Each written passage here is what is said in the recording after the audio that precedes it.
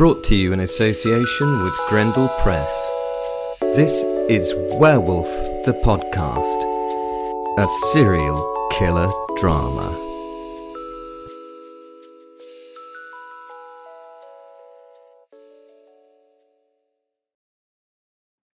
Episode 242, we are still continuing with Belphastus. We're going to bring in Trudure, the secretary of Satan, and we're going to bring in, well, Lucy herself. So hopefully you listened to the last episode and you've had a wonderful new year. Go check out Grendel Press. They support us, our partners in crime. They have a brilliant selection of horror books. That's the word, isn't it? So go check them out. There's links down in the description-y thing. So I'm going to burp. Sorry about that. Enjoy the show. Bye.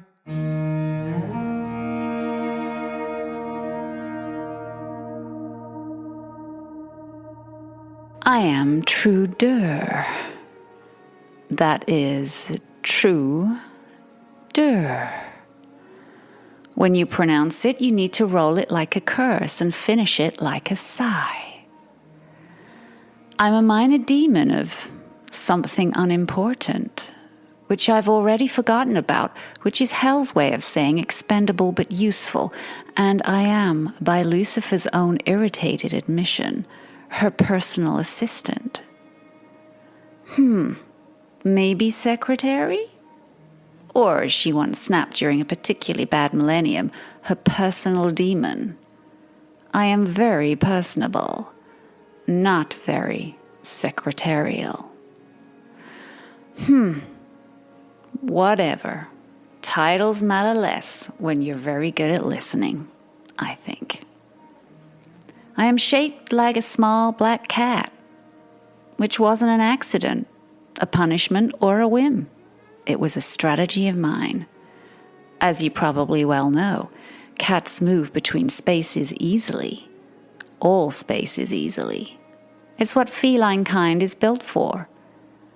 This has been noted by witches, scholars, madmen, and at least 3 regrettable popes in medieval grimoires, like the Liber Maleficorum, the Malleus Maleficarum, in their marginal notes, that everyone pretends not to have read. Cats are described as liminal creatures. Liminal is a great describer of me, us. We sit on the thresholds. We wonder where the walls wear thin. We step sideways rather than forward. Witches didn't keep cats because they were cute. Well, maybe partly. They kept cats because cats noticed things before the screams did. Black cats, specifically, were believed to absorb malign influences, slip between the earthly and infernal planes, and return with information and promises. That's what I do, described with hellish precision. The superstition that black cats are bad luck comes from people realizing, far too late, that the cat had already seen what was about to happen. I also have to say being cat-shaped is utterly marvelous. As a demon, I used to have horns, 7 of them. Do you know how often horns catch on things? Doorways, robes, other demons. One humiliating ritual tapestry incident I will not revisit partly spoiled a decade. Whiskers are vastly superior. They tell you when reality is too close. I now walk with surety that I can pass through the gaps between places. This is personal growth. Oh, and my fur. My fur is black and soft like silk poured into shadow. No more scales. Scales itch. Anyone who says otherwise is lying or still molting. I have retractable claws, too, an upgrade demons do not get by default. They are utterly wonderful. Sometimes I wish cats wore clothes by choice. We won't go into the torture that well-meaning owners do to cats when they put a jumper on them. Those owners are damned, though, for doing such. But with no horns and retractable claws, Putting a woolly jumper on would be relatively easy. A demon can't put on an amusing Christmas jumper. Oh, not for the religious reasons you think. I think you even realize we have taken Christmas back. Material items are thought of now as Christmas. Families are brought together to fight. Christianity has little to do with it for most people. It's a good time for us. Not so much for the birthday boy. No, they can't be won because the claws and horns would rip them up. And they do so when we try to put on our little Christmas jumpers. Hell can be so cheap. What else? Oh, I must mention my cat eyes. Green enough to unsettle saints and make mortals say, "Oh, kitty." They're terrifyingly pretty. They're my favorite part of this cat's body. And they let me see all. So as you see, everybody thinks I'm adorable. Think about how you love that little furry psychotic murderer you have at home. No one suspects they're listening, and that I'm listening through them. I'm an invisible listener.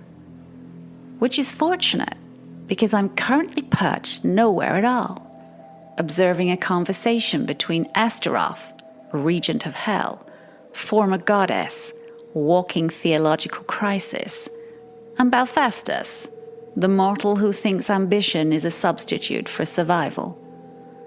They have no idea I'm here and listening. They're speaking in that careful way clever beings do when they believe they're outwitting one another. Astaroth offers tasks with velvet menace. Belphastus nods with borrowed confidence. Each assumes the other has missed something vital. They have. Both of them have missed something vital. Astaroth believes Belphastus cannot complete the third task. Belphastus believes the ring of summoning will let him bind Lucifer and Astaroth. I listen as Astaroth explains ancient authority, forgotten divinity, thrones taken and lost. I listen as Belphastus pretends awe while cataloging weaknesses. It's rather like watching two spiders complement each other's webs while standing in the same bathtub with the water running. Oh, they're very clever. Just not clever enough. I flick my tail. I purr. I record everything. Lucifer will want to know that Astaroth is enjoying himself. She's better than both these fools, and that Belphastus is lying without lying. That the ring is now a focal point for mutually assured damnation. Yes, most of all, Lucifer will enjoy knowing that everyone thinks they're ahead of her. They're not. I stretch, claws quietly unsheathing and resheathing as I do so. I'm already rehearsing how I'll tell her. She'll pretend not to care. She will care very much. She may swear again. I cannot wait for that. A fleeting glance at the boss losing a fraction of self-control feeds my ego? I slip sideways through a seam only cats and demons notice, laughing softly to myself. Oh, this is gonna be so much fun.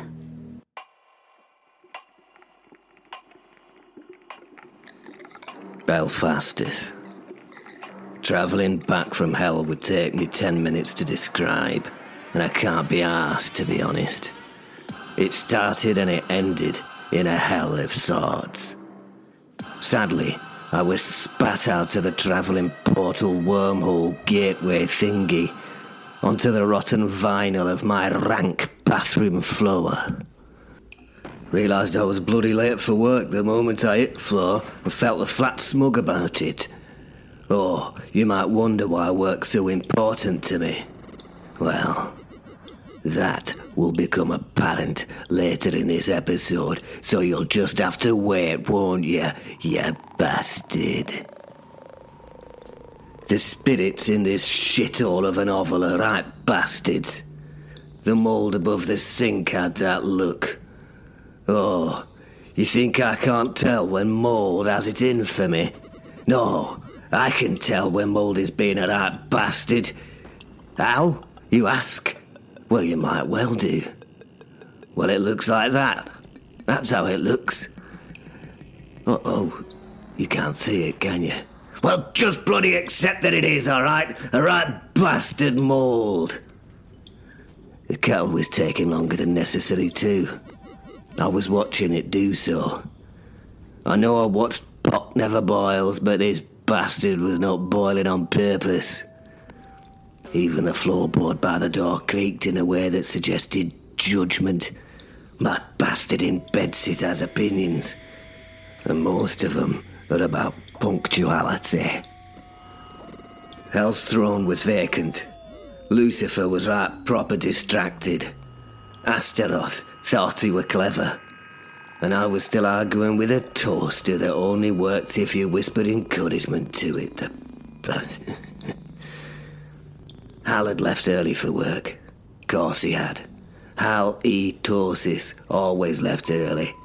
He believed in arriving before consequences kicked in. He taped a note to the fridge with a kind of urgency normally reserved for nuclear evacuation procedures. Master B. Go ahead. Karen's all very angry. She always is. So that weren't news. She said if you're late again, she will fire you. The real kind of way. Whatever that means. I laughed. Out loud. A hollow little bark that startled a spider. Flashed one of its pedipalps at me, giving me the spider equivalent of the middle finger. I was confused at this, but I was right in this reading of arachnid sign language as it told me to fuck off very clearly in English with a Brummy accent right after it made sure I understood its gesture. I smiled at that. I appreciated that this lady-toad bastard was at least a bastard to me face, unlike t'other spirits in this place. Anyways, back to the fridge note after my spider side quest.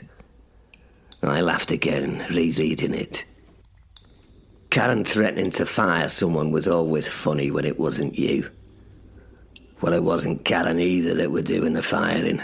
Astaroth wears Karen's skin 5 days on, 2 days off, a rotating possession schedule.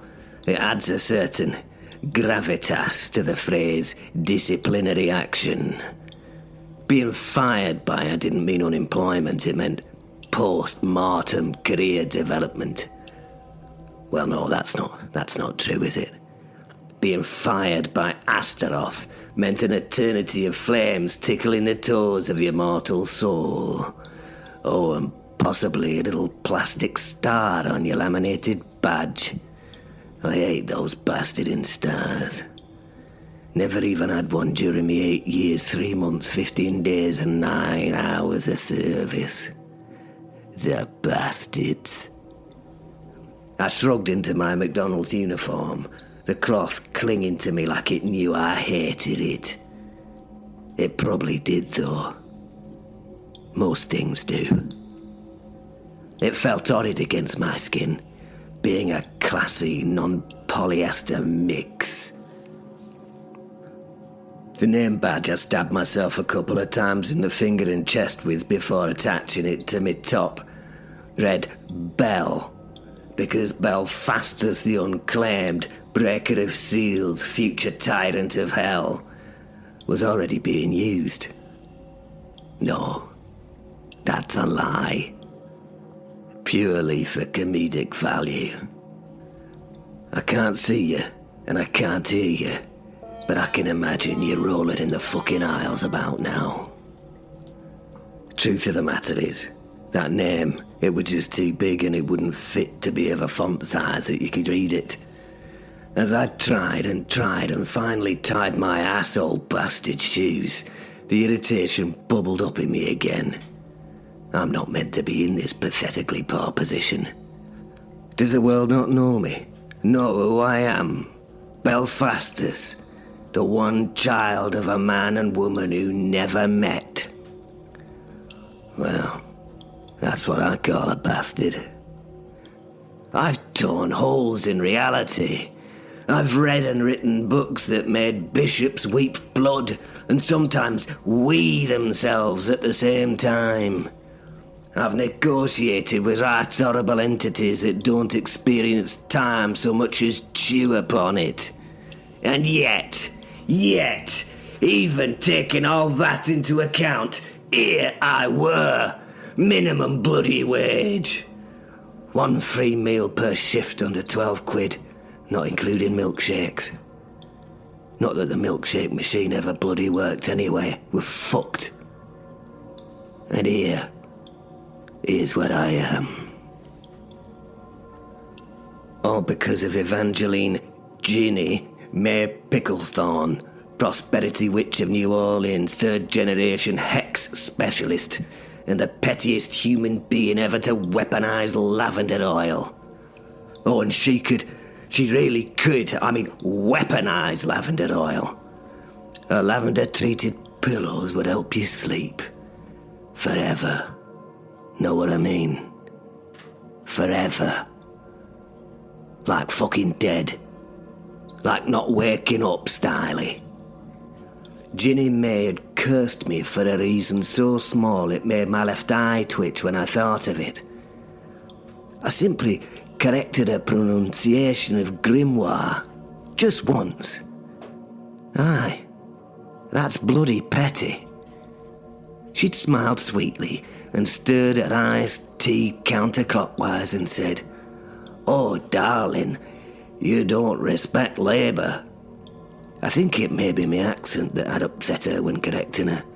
Her accent were bad enough, but both of us sound silly, I suppose, to others. Then she hit me with it. The curse of honest toil and perpetual rent payment. What a fucking shite curse that is, eh? Sounds proper soft, doesn't it? You could go much worse than that, couldn't you? How about the curse of, I don't know, no skin and living or being born a pretty young boy child in the house next door to Gary Glitter? No. This curse has been the bane of my life, if I'm honest. The terms of it were, in hindsight, diabolical. I would always need money. Real money. Coins, notes, bank balances that disappeared on me. I would never keep wealth gained through magic or no. No one would give me a credit card. No evil there could I get a mortgage for. Any gold I had transmuted into debt. Any treasure turned into pocket-washed receipts. I'd be forced to earn income through menial, supervised employment by bastards, not managers, preferably involving uniforms which were cheap and nasty and fucking embarrassing to wear. Oh, and laminated rule posters. Oh, my fucking life, I hated them. What's a man like myself supposed to do when ordered to wash his hands after the bog? If you can guess that, then you won't be loving it next time you're in and partway through one of those hand-cooked fries. They might have been cooked by me.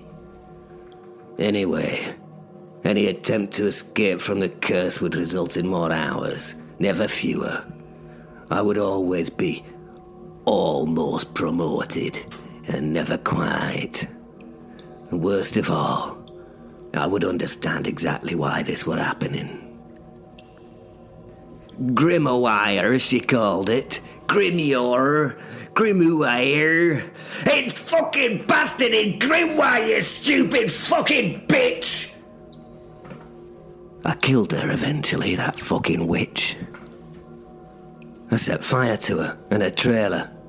A remarkably difficult thing to do when they're situated in a New Orleans swamp and she were a fucking swamp witch.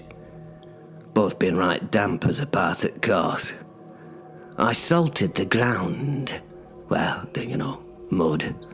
I use 3 languages no one's spoken since Bronze Age to castigate her and send her soul to hell.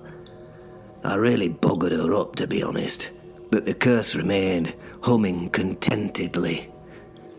The fucking bastard. I checked my watch. If I didn't leave now, I'd be late enough that Karen/Astaroth would smile. That smile is how hell recruits. I grabbed my almost coat, stepped over the summoning chalk I hadn't cleaned up properly, and paused at the door. Right, I muttered to myself. Trick Lucifer, outplay Astaroth, steal a throne, finish by 10. Oh, cover fries till 6. The universe, I found, appreciates clarity. I locked the door behind me, changed my mind, unlocked it, opened the fucking door to the street. Go on then, rob me, you bastards, I've got fuck all anyway. And I headed out to earn me wages, because nothing says Dark Lord in waiting like walking through the drizzle to the golden arches while planning the overthrow of damnation. December's weather had teeth. Not the picturesque sort you see on cards. You know, soft snow, tasteful lanterns, a sense of goodwill, perky little fucking rubbing redbreast bastards and the like. No, nothing like that. It were the wet, gnawing kind that gets into your shoes and stays there, quietly judging your quality as socks, and guess what? Mine were fucking shite. Pavement glistened with rain that had given up on becoming snow and instead chose wet shittiness, mixing with the grime and the dog shit of the day. My breath steamed. My McDonald's logoed wind cheater did nothing useful, like, cheap fucking wind. So I walked fast, collar up, hands buried in my pockets that held lint, a bus ticket from 2019, and anti-insulation. I needed to take my mind off the misery. I needed to think about t'others' misery. It made me right happy, it did. I proper enjoy that, I do. Oh, what about the ring? That were it. The hope. That were the problem, actually. That were always the problem. They say it's the hope that kills you, and it often is, although occasionally it's an escaped leopard from the local zoo, but that's another story. Anyway, don't worry about that. Rings are like that. They're small, circular, and ruinously inconvenient. I ran through the options as I walked, mind ticking like a bomb with a sense of irony. There were books about them, of course. Even famous fiction and written by folk who understood him. What was his face? J.R.R.R.R.R.R. Tolkien. Fancy having that many fucking middle names. Maybe the priest who baptized him had a stutter or something. There were always books. Grimoires chained to lecterns. Indexes written in blood. Entire libraries that screamed at you if it had the wrong chapter. But the obvious ones were useless. Too slow. Too guarded. Too likely to eat your soul before you got to page 3. And then there were the experts. Dark scholars with more ego than sense. Dastardly dastard the Red for one. Were he still about? Then there were the necromancers who thought shouting Latin counted as spell casting. There were the modern occultists who charged consultancy fees and still got their sigils upside down. No. The ring mentioned in the Pseudomonarchia Daemonum and the Malleus Maleficarum doesn't want to be found. It wants to be remembered. Aye, that'll be what it wants. which meant whoever had it last didn't lose it by accident. Some bastard'll know where the bastarding thing is. And that was when it landed in me head. Heavy and obvious and irritating. Simon de Montford. He were a right clever bastard, wasn't he? Oh, of course. The immortal professor. A walking occult library with supernatural GPS. A human fucking filing cabinet of eldritch knowledge. A man who treated angels like contractual obligations and demons like mildly disappointing students. If anyone had the ring, I knew exactly where it was and why it should never, ever be touched. It were gonna be him. I smiled to myself, rain dripping off me nose, my pointless hood funneling water down me back. Oh, Simon, I murmured. You beautiful, dangerous bastard. Lost in this pleasant realisation, I barely noticed the alley until I was already in it. It was on my usual trip to work. Narrow, damp, smelt like a tramp's gooch and chips. Worried me that I knew what a tramp's gooch smelt like, to be honest. A man was sat on ground wrapped in layers that had once been clothes, holding out a creased McDonald's coffee cup with a few coins rattling inside it.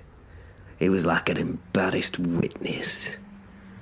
Had to be a McDonald's cup, didn't it, eh? Spare change, governor. He asked. I didn't slow down. Go fuck yourself, I said lightly, without malice, without even looking at him. My train of thought never derailed. The ring, the professor, the timing, the delicious symmetry of stealing the key to Hell's throne from the one man arrogant enough to catalogue it and thought he could protect it. I smiled wider as I walked on, pleased with myself in the abstract way one is pleased with a well-executed sin. It's important, I find, to acknowledge your victories, however small they are. And then I felt it. Before I saw the sacred golden arches of despair and processed food, before the lights or the smell or the creeping despondency, it were a sensation, a pressure, a wrongness in the air, like standing too close to a mouth that smiles whilst planning your death. McDonald's. Some people see it first, others smell it. I sensed it, the way prayer senses a predator or theologians sense a contradiction. A low, greasy hum in reality. Fluorescent lighting bleeding into the spiritual spectrum. And then, there it was. Fucking bright, fucking cheerful, an indestructible fucking hell of a kind. I stopped walking. For a moment. Just a moment. I considered turning around and running. I considered summoning something unspeakable and letting it eat the building. But curses are very particular things, and Ginny May Picklethorne had been thorough. One more night, I thought. One more shift under Karen's demonic, watchful, literal, infernal gaze. One more evening of smiling at customers while Hell audited my performance metrics. And then I'd have the ring. Then Simon would be outplayed. Then Lucifer and Astaroth would both discover what it felt like to lose. Probably. Well, I sighed, stepping towards the doors, rain dripping from my coat. All can be damned. Literally.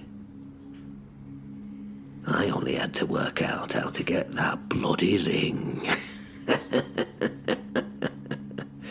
That bloody ring. The automatic door slid open with a cheerful chime that sounded far too much like a hell-caused scream. What time do you call this, belly love? Asked Karen.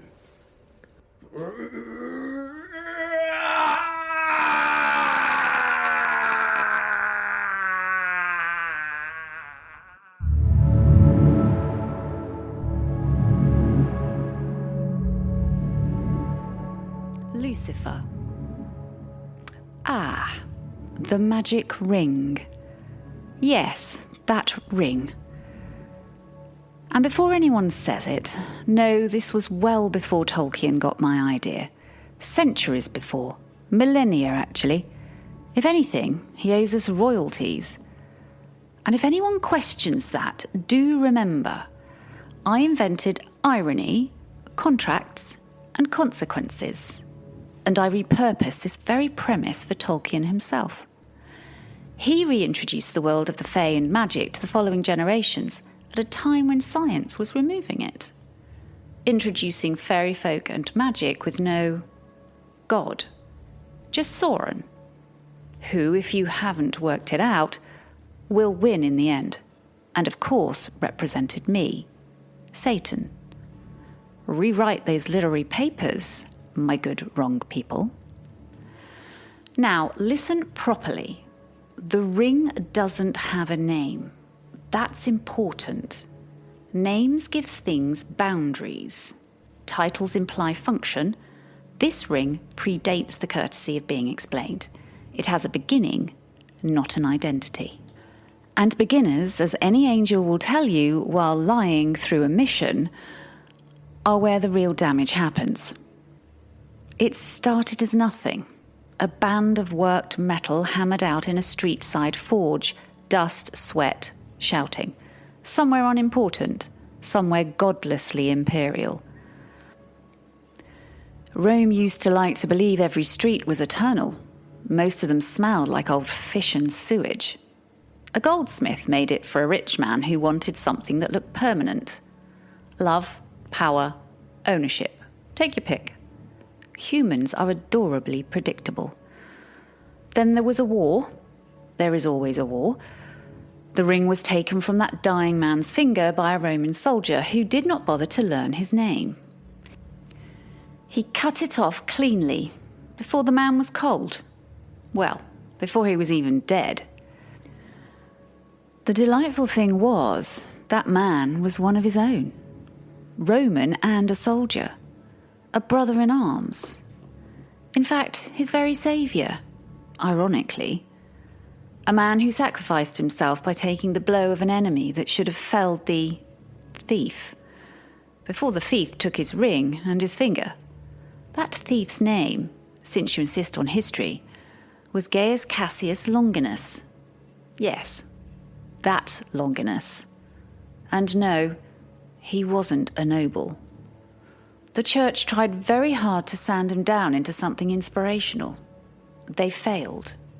I was there. The spear he carried was the Lancia Longini, what you now call the Holy Lance, the spear of destiny, the thing that Christianity pretended was about mercy. It wasn't. It was simply a regulation issue spear, sharp, balanced, familiar in the hand. Longinus was at Christ's crucifixion. Longinus had already killed that day. Many times. He was tired, bored, and irritated by the noise. Crucifixions are meant to be quiet affairs. This one wasn't cooperating. So when he stepped forward and drove the spear into the side of the man on the cross, he did it because he wanted to. Let's be very clear about that. Not to confirm death, not out of duty, not to fulfill prophecy. He enjoyed it. Even I am not that, whatever that is. God's Son's blood ran down that shaft of that spear. That part you know. Scripture records it with reverence. Blood and water, they say, as if poetry might disinfect the vitriolic act. What they don't tell you is that the blood covered the thief's arm. Thief of many things, lives and belongings, and that the blood covered the ring. Gold is a very receptive metal. The ring absorbed 3 things at once: divine blood, mortal cruelty, and a will with intent. That last one matters most. Longinus did not repent in that moment. He did not tremble. He did not look away. He felt satisfaction. The quiet, intimate pleasure of ending something sacred with a single, irreversible motion. That is not sin, by the way. Sin is clumsy. This was choice, and choice is where power lives. The ring changed, not immediately. It didn't glow like in the films. No trumpets were blaring. Heaven is terrible at subtlety. Hell prides itself on patience. The ring waited. It learned. It remembered the feeling of being present at a boundary, the moment where the eternal touched the finite and bled. Longinus wore it for years. He was vicious, efficient, loyal only to escalation. Wherever he went, things aligned themselves around him. Authority, fear, obedience. He didn't command, he expected, and the world obliged. By the time he died, the ring had learned something invaluable, that heaven could be wounded by mortals and that men could enjoy doing it, and that objects, unlike angels, are very good at holding grudges. So the ring passed on, as all cursed things do, taken, stolen, inherited, lost, found. It never asked for worship. It never demanded allegiance. It only ever did 2 things. It travelled through history, and it made summoning possible. The devil and the demons could be pulled through the planes, as this ring existed on them all, making a doorway I didn't want. Not an easy journey for me. Never easy, but possible. You see, blood that touches divinity and is welcomed by cruelty leaves a residue, a permission, a crack in the rules heaven pretends are unbreakable. That ring is not a key because there is no lock. It's a reminder. After Longinus died and came to me, and how he died badly. He screamed at shadows he'd trained himself not to see, and he will be doing so. Forever at my whim. After his death, the ring did what all truly dangerous objects do. It vanished. Even when I was there and I had it in my clawed grasp, it vanished. Not dramatically, no volcano, no choir. It simply slipped sideways out of history, like a thought you're absolutely sure you had until you try to remember it. Kingdoms rose, fell, burned, converted, rebranded. Saints were canonized. Heresies were tidied away. Libraries were lost, found, and lost again. And the ring belonged to no one. That was the problem. Summoning requires ownership. Not possession. Ownership. A locus. A claim. A line drawn in metaphysical sand that says this is mine and I'm responsible for what comes next. The ring had none. It passed hand to hand, pocket to pocket, coffin to grave robber, without ever being wanted for itself, so I couldn't find it. Do you have any idea how infuriating that is? I can trace crowns through bloodlines, swords through wars, gods through pantheons. I can hear prayers whispered into pillows in hotel rooms at 3 a.m. But an object that refuses to belong? that refuses narrative, that refuses to be important, invisible. For nearly 17 centuries, I assumed it had sunk out of the realm of people. Objects do that. They end up at the bottom of rivers, seas, time. Perfect places for inconvenient artefacts to sulk. I was wrong. August 1798. I was there. Of course I was. It was the Battle of the Nile. Fire on water. Cannon smoke like torn clouds. The French and British fleets tearing each other apart in Aboukir Bay, while history pretended it wasn't watching. Nelson losing an eye to glory. Men losing everything else to unfounded patriotism. And there, the ring surfaced again. Not on a finger, not on a commander, on a market stall. Egypt, you see, has always been very good at holding on to things everyone else forgets. Gods, names, bones. The ring had drifted there over centuries, taken by pilgrims, thieves, traders, scholars who mistook it for decoration and never noticed how arguments followed them like feral dogs. A British sailor found it while on shore leave. His name was Thomas Brearley. Able seaman, HMS Swiftsure. Not famous, not clever, not brave in any way history bothers to write down, exactly the sort of man objects like that adore. He bought the ring for almost nothing, thought it lucky, thought Egypt smelled strange, thought very little at all about it, really. When the battle came, he wore it into cannon fire and survived when men better than him didn't. When Swiftsure was captured and later reclaimed, the ring stayed on his finger when all else was taken as plunder, like it planned.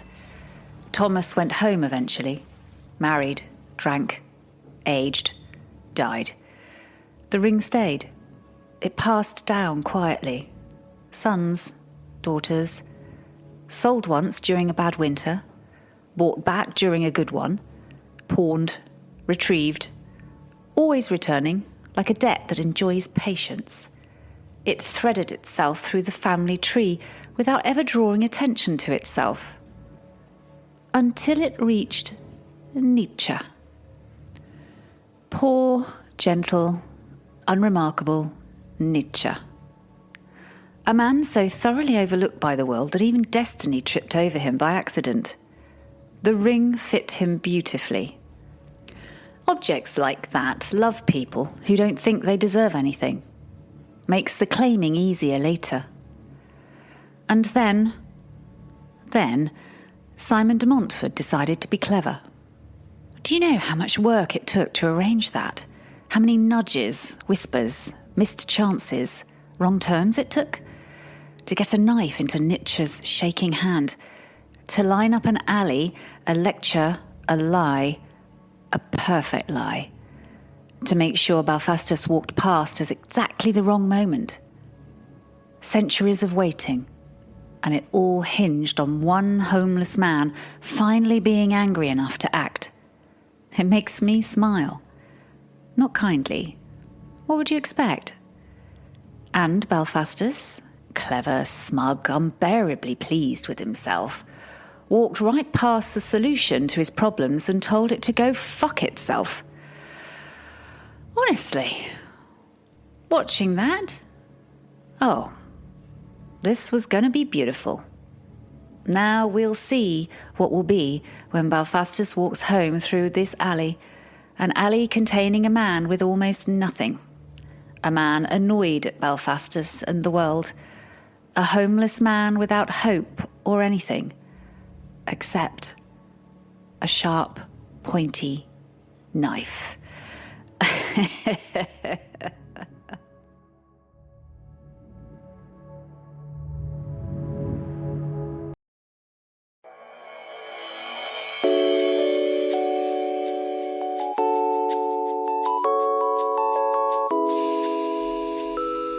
Brought to you in association with Grendel Press.